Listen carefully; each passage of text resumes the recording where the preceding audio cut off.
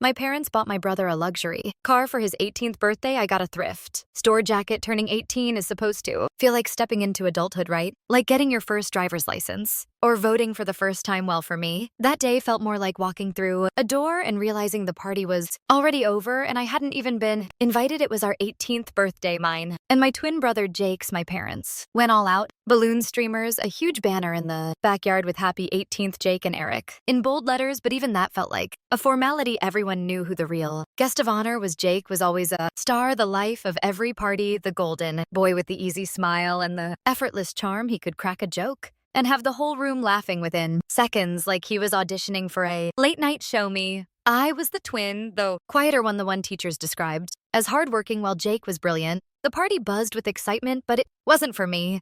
I stood near the snack table watching friends and family flock to Jake congratulate him like he'd just won the lottery.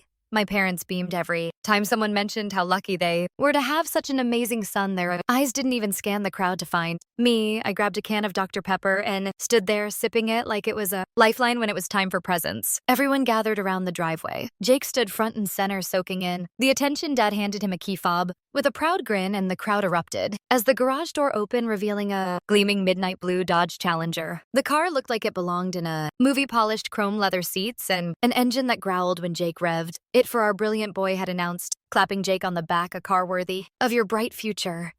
My chest tightened. I tried to smile, clap along with everyone else, but my palms felt cold. I wasn't surprised, not really. Jake always got the best, the newest sneakers, the coolest gadgets. He was headed to a top-tier university next fall, fully funded by savings my parents had set aside. Specifically for him, they said he had potential. Meanwhile, I've been bagging groceries at Kroger and mowing lawns to scrape together community college tuition. The only reason I had a chance at higher education at all was because Grandpa Sam, who lived states away, sent me some money. When he heard about the situation, Grandpa always said my parents were too busy polishing one apple and letting the other rot, but whenever he tried to step in, Mom told him to stay out of their parenting decisions. Lost in my thoughts, I almost didn't hear when Dad called my name. Eric. We didn't forget about you. Heads turned toward me.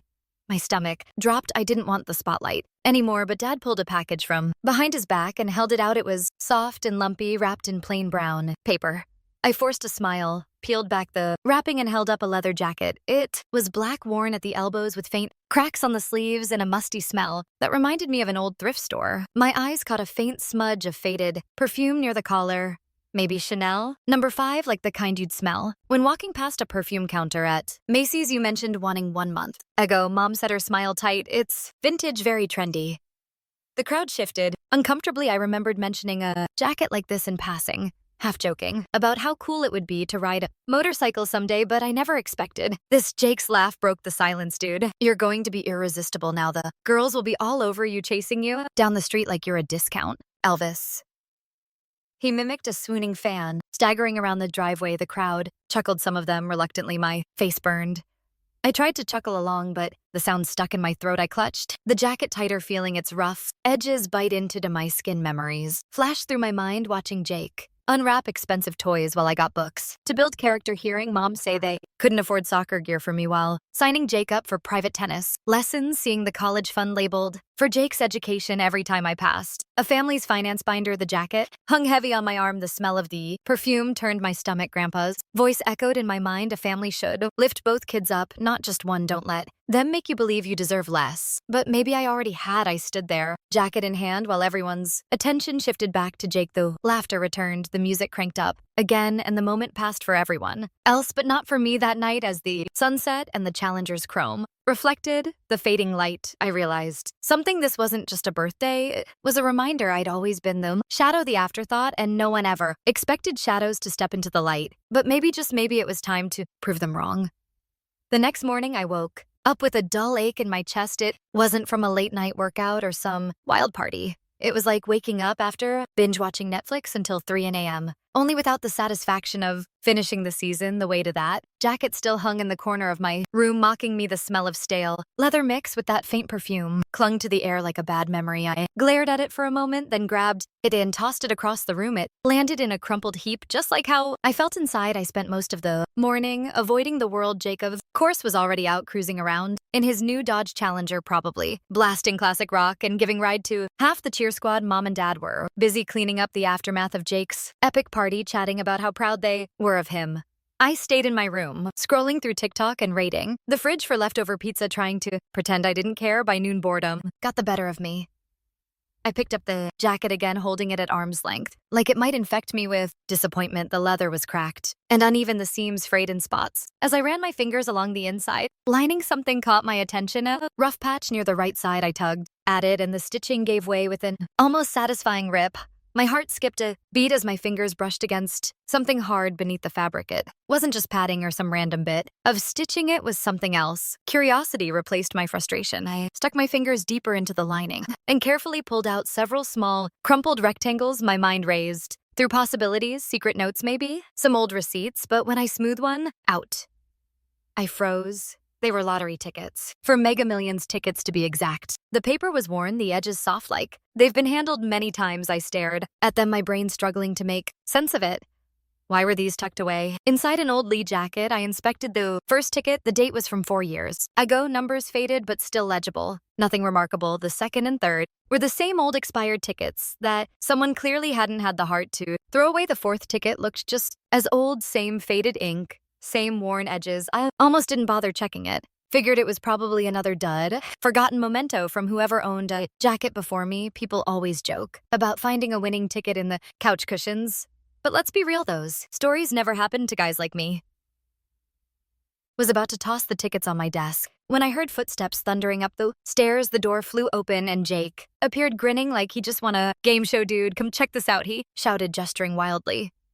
You've got to see what this baby can really do. He meant the car, of course, his new Dodge Challenger, his pride and joy. The ticket slipped from my fingers onto the desk as Jake grabbed my arm, dragging me toward the door. I cast one last glance at the old tickets, the fourth one still half folded on the desk. My mind told me it was just trash, but something about it nagged at me as I followed Jake outside. I didn't think about the lottery tickets again for the rest of the day. Jake kept me busy with his car showboating, burnouts in the KTI's act, revving the engine like a rock star at a sound check, and basking in every neighbor's attention. It felt like living in a live-action Fast and Furious sequel, just with more suburban dads shaking their heads. I played along, laughed when expected, but my mind kept drifting back to that old leather jacket and the 4 crumpled tickets. Later that night, back in my room, I grabbed a soda and sat at my desk. The tickets were still there, scattered where I'd left them. The fourth one lay on top, its edges curling, slightly, looking as unimpressive as the others. I set the soda down absentmindedly and leaned back in my chair. My mind wandered to Jake's endless bragging and Dad's morning rant about the water bill. I didn't even notice the conning until it tipped, spilling sticky cola across the desk.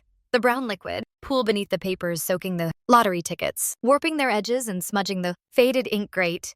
I muttered, grabbing a handful of tissues the soda seeped into everything, turning the tickets into soggy, sticky scraps. Frustrated, I scooped the whole mess into a ball and tossed it into the trash can by my bed. The soft thud sounded like closure. Who was I kidding? Nobody wins the lottery by accident. I never even bothered to check the fourth ticket. It looked just like the others, old, faded, and probably worthless. The next day, life continued as usual. Jake bragged about his car. Mom gushed about Jake's natural charisma. Dad complained about the water bill while sipping his Dunkin' coffee. I tried to ignore the gnawing frustration that seemed to be my constant companion. By the afternoon, I was sitting on the couch, mindlessly flipping through TV channels. While scrolling through my phone, I passed old rerun of Friends and paused for a second, but even Ross's whining couldn't distract me. My ears perked up when I heard the familiar jingle of the Mega Millions broadcast.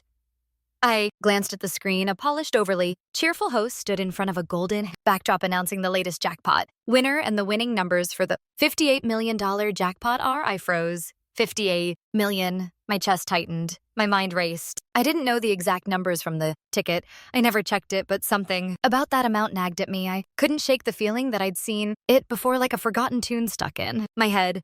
My vision blurred for a second. Sat up straight, phone slipping from my fingers. My mouth went dry.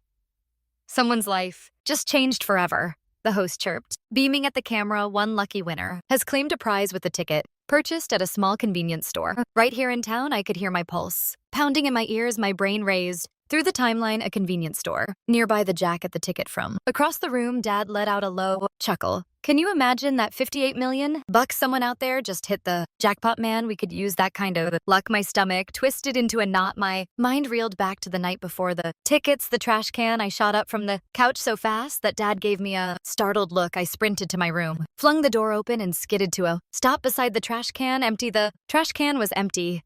I staggered back, a step dread flooding through me. I always took out my trash, but not this time. Someone else must have done it trash day. I rushed to the window outside the garbage cans. Lined the curb, their lids ajar like open mouths mocking me. The scent of hot asphalt and stale trash hung in the air. My heart pounded as I tore down the stairs and bolted through. The front door, I reached the bins. They were still there. The garbage truck hadn't come yet. I froze, chest heaving, staring at the metal lids as realization sank in. Somewhere in one of those bins lay a sticky, crumpled ticket. A ticket that could be worth $58 million, and I had only moments to find it. The rumble of the approaching garbage truck grew louder, vibrating through the pavement. Beneath my feet, my heart raced. I yanked open the lid of the nearest trash bin and was immediately hit by a wave of sour-putted air. I gagged but didn't stop. Somewhere in this mess was a sticky, crumpled ticket that might just change everything. I plunged my hands into a pile of garbage, pushing aside greasy pizza boxes, empty coffee cups from Dunkin', and plastic containers that reeked of spoiled leftovers. My fingers sifted through damp paper towels and mystery sludge as the mechanical beep, beep, beep of the garbage truck's reverse gear sounded closer behind me. Laughter erupted. I didn't need to turn around and know who it was. Yo, bro. Jake's voice sliced through the air like nails on a chalkboard. What are you doing digging for dinner? His friends cackled. I could picture them perfectly leaning against Jake's shiny Dodge Challenger, phones out, recording me like I was some side show freak. The glow of their screens lit up their smug faces. Maybe he's looking for his self-respect, someone chimed in. Nah, Jake, said voice dripping with mock concern. Maybe he lost his pride in there, or his future. I clenched my jaw, my cheeks burning. The humiliation stabbed at me, but I didn't stop. My fingers dug deeper into the trash pride wouldn't pay for. College pride wouldn't get me out of this town, but that ticket might. Garbage truck's brake squealed as it came to a stop at the curb. One of the workers hopped down, pulling on thick gloves and eyeing me with a mix of amusement and mild disgust.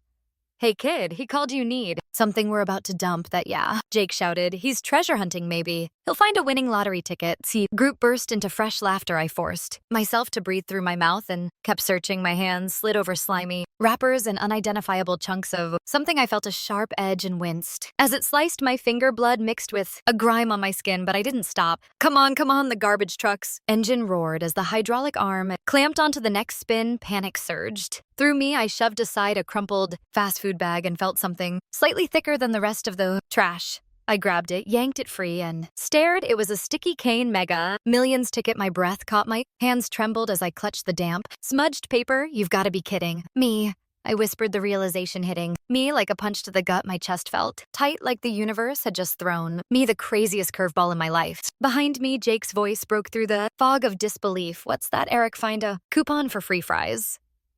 I ignored him, my eyes locked on the ticket as if I could will it to tell me its secrets. The garbage worker stepped closer and nodded. At the ticket that important, he asked. I swallowed hard and gave a all nod. Yeah, I croaked. I think it might be. The man gave a knowing grunt and adjusted his cap. Well, hope it's worth the smell, he said. With a wry smile, the truck hissed again, the metal arm lifting the next bin. I stood there gripping the crumpled ticket, with both hands, my heart hammering in my chest. I didn't know if it was a winning ticket. I didn't know if I was holding a miracle or just a sticky piece of trash, but I was about to find out the moment I had the sticky, crumpled ticket in my hands. I didn't waste a second. My pulse hammered in my ears as I sprinted toward the house, the sound of Jake's laughter fading behind me. My sneakers slammed against the pavement with every step, like I was racing to catch the ice cream truck on a hot summer day. My breath came in short, sharp bursts and my hand shook so badly I could barely hold the ticket. Without it slipping, I burst through the front door, nearly colliding with the side table in the hallway. The lamp wobbled but stayed upright, the ceramic base rattling like it had just survived an earthquake. I didn't stop to apologize to the furniture. I shot up the stairs, 2 steps at a time, slammed my bedroom door behind me and locked it. My fingers fumbled with my phone as I opened the Mega Millions app. The screen glowed brightly against my sweaty palms. My mind raced. What were the odds people don't just find winning tickets in thrift store jackets? This was insane. My thumb slipped. On the screen, sticky from the dried soda. Residue still clinging to my skin. The app loaded, the familiar logo spinning on the screen. I turned the ticket over, squinting to find the QR code through. The sticky smudges my phone's camera. Struggled to focus for a second. The little square box on the screen blinked. Red, then turned green. A notification popped up. Winning ticket detected. My breath caught. My thumb hovered over the screen. I tapped the app, refreshed, and the prize amount appeared, $58 million. My vision tunned the number, stared back at me like it didn't belong. There, $58 million. I dropped the phone. It hit the carpet with a soft thud. My knees buckled, and I collapsed onto the bed. My body felt like it was made of static, electricity and jelly at the same time. No way, I whispered. This can't be real. I snatched the phone back up. The number was still there. I checked the date, the serial number, everything matched this. Sticky cane ticket in my hand was worth more money than I'd ever even imagined. The reality hit me like a freight train. I screamed, not a polite, controlled me, but a full-throated from the gut scream, the kind of sound that makes your neighbors text to ask if you're okay. The sound must have traveled through the walls because footsteps pounded up the stairs. A knock rattled my door. Eric, Mom's voice. What's going on in there? I scrambled to hide the ticket under my pillow. The phone screen was still glowing, so I shoved it into the pocket of my hoodie. Nothing. I called back. My voice ceased, cracking. Just drop something. The door handle jiggled. Why was there screaming? Are you okay? Yeah. Totally fine. Too late. The key turned and the door opened. Mom stepped in, her brows knit together, and concern behind her. Dad and Jake appeared, curiosity written all over their faces. Dude, what was that noise? Jake asked you. Sound like you just saw a ghost or a spider. My mind scrambled for a lie. I forced a nervous chuckle and pulled out my phone. I opened the app again and tilted the screen away from them quickly, tapping through to a fake notification. Just won some money on a scratch-off. I said, like $150? Dad snorted. Well, maybe now you can finally pitch in for the internet bill. Kids these days, and they talk bills. Jake laughed and Mom smiled weakly before turning away. That's nice, honey, she said. Just keep it down. Next time. They shuffled out of the room, their interest already fading. The door clicked shut. I locked it again, then I sat on the bed, heart racing, eyes on the pillow where the ticket was hidden. $58 million, and I was the only one who knew. Sitting on my bed, ripping the ticket. Like it might evaporate if I let go. I felt the weight of the moment pressed down on me. $58 million. I was holding more money than I'd ever seen or ever thought I'd see in my entire life, but along with the thrill came something darker. Fear. I couldn't tell my family, that much was clear. Thought about every birthday, every holiday, every moment when Jake was celebrated while I was handed a character-building gift. If my parents knew about this ticket, they'd find a way to justify using it for Jake's tuition or Dad's latest home improvement project. Mom would probably say something about family unity and responsible planning, which always meant I got the short end of the stick. No, this was mine, my ticket. Out, my chance to finally step out of the shadow and into a life I controlled. But how I opened my laptop, wiped my sweaty palms on my jeans, and typed into search bar how to anonymously claim a lottery jackpot, a dozen articles popped up, mostly fluff pieces warning about scammers and cautionary tales of winners who ended up broke. One headline read, "Lottery winner loses millions to greedy family." I swallowed hard and clicked it. The story detailed how a woman told her relatives about her win only to be hounded into giving away her fortune. My heart sank. I could see my family doing the same thing. I needed professional help. The next search, lottery lawyer for anonymous claim. After scrolling past several sketchy ads, I found a small, reputable law firm in the city. Their website was simple with a reassuring tagline, protecting your privacy, securing your future. I hovered my fingers over the phone screen for a moment, my mind racing. Was I being paranoid? Was this how lot winners ended up on those true crime podcasts? I shook the thought away and dialed a number. A receptionist answered with cheerful efficiency. Law offices of Kendall and Smith. How can I help you? Hi, I stammered. I need legal advice about a lottery ticket, anonymity and stuff. Of course, she said, unfazed. Would you like to schedule a consultation with Mr. Smith? Yeah, as soon as possible. We have an opening tomorrow at 10 a.m. Does that work? Perfect. We'll see you then. I hung up and stared at the screen. My mind raced. What if the lawyer turned out to be shady? What if word got out? What if Jake somehow figured it out and made a TikTok about it just for the views? The next morning, I borrowed Dad's old Chevy Malibu, the one he never used since. Jake got his new car. The air conditioner rattled and the car smelled like stale coffee and regret. The cracked leather seat stuck to my legs and the radio only played static unless you smacked it just right. I couldn't help but think about all the road trips we'd taken in this car. When I was a kid, before Jake started hogging the spotlight, the receptionist smiled and led me to a modest office. Lined with bookshelves, a man in his 40s, with salt and pepper hair and a navy suit greeted me. I'm Dad Smith. he said, gesturing to a chair. How can I help? I sat down and placed a ticket on the desk. I need to claim this anonymously. Dan's eyebrows lifted slightly. He picked up the ticket, inspected it, then opened a drawer and pulled out a small magnifying glass. Mega Millions, he said mostly to himself, looks legitimate, and if these numbers match the recent draw, well, congratulations. My stomach churned. How do I stay anonymous in this state? You can set up a blind trust, Dan explained. We'll create a deal? Legal entity to claim the winnings. The trust becomes the public face, not you. Can my family find out? Not unless you tell them, he said with a small smile, or unless they subpoena the records, which would be unusual. Relief flooded through me. Okay. I said, let's do it. Dan started explaining the process, but my mind drifted. I pictured Jake boasting about his car, Dad grumbling about Bill's mom, organizing another party for Jake's next big achievement, and then I pictured Jake's face if he ever found out that the loser brother had hit the jackpot. Now I had a secret, a life-changing, earth-shattering secret, but secrets have weight. And as I left the office with a folder of paperwork and instructions on next steps, I felt that weight settle on my shoulders. How was I going to live a normal life while hiding $58 million from the people who knew me best? After my meeting with the lawyer, I tried to go back to normal. I really did. But how do you act normal when you're sitting on a fortune that could buy every house in your neighborhood? I started checking my phone more often, tracking updates on the trust account, reading articles about how not to go broke after winning the lottery, and watching YouTube videos of people who blew their winnings on gold-plated swimming pools and pet tigers. I was glued to my phone like it was fantasy football season. I thought I was being discreet. Apparently, I wasn't. Jake noticed he always had a nose for sniffing out what wasn't his, like a golden retriever sniffing out contraband. Snacks? Why are you always on your phone? He asked one afternoon, leaning against the fridge while inhaling a bag of Doritos. Got a secret girlfriend or something? Yeah, Jake, I said, forcing a laugh. Her name's Privacy. He squinted at me. Weirdo. I turned away, pretending to scroll through Instagram, but I could feel his eyes on me. The thing about Jake is if he smells a mystery, he won't let it go ever. A few days later, I was on the phone with Dan Smith, my lawyer, finalizing some paperwork about the trust. I thought I'd close my bedroom door all the way. Turns out it hadn't latched. Yes, I said, keeping my voice low. So the funds will be distributed through the trust account. Exactly. Dan said that keeps your name out of public records. We'll file the claim this week. Good. I said, the last thing I need is my family finding out. I heard the faintest creep behind me. My blood turned to ice. I spun around. Jake stood in the doorway, eyes wide. His phone was in his hand, held at an angle that made my stomach drop. What the? My voice caught in my throat. He bolted. Jake, I shouted, but he was already thundering down the stairs. My heart raced as I chased after him. By the time I reached the living room, he was breathlessly blurting it all out to our parents. Eric won the lottery. He gasped. I heard him talking to a lawyer. He's got money. Like a lot. Mom's jaw dropped. Dad paused a football game, remote halfway to his mouth. What's this now? It's not what you think, I said, skating to a stop. My lungs burned. Jake's exaggerating. Exaggerating, Jake snapped. I heard you. You said funds and trust account. You don't even know what those words mean. Eric, Mom said, voice trembling. Did you win money?